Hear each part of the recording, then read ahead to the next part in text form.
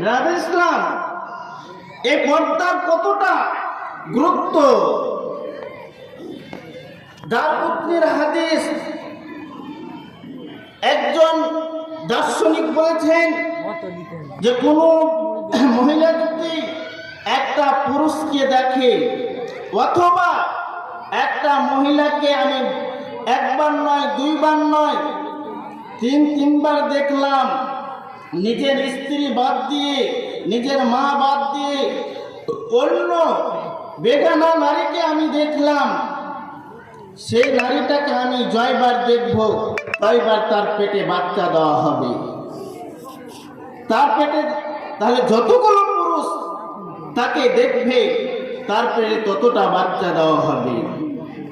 বিশ্বনবীজি জিবরাইল আমিন যখন বিশ্বনবীজিকে মেরাজে নিয়ে গেলেন, বিশ্বনবীজি জান্নাত দেখলেন, জাহান্নামের দিকে যখন উঁকি মেরে দেখলেন, বিশ্বনবীজি যখন জাহান্নামের দিকে তাকালেন, দেখলেন অসংখ্য মহিলারা জাহান্নামের মধ্যে, তাদেরকে শাস্তি ভোগ করতে হচ্ছে।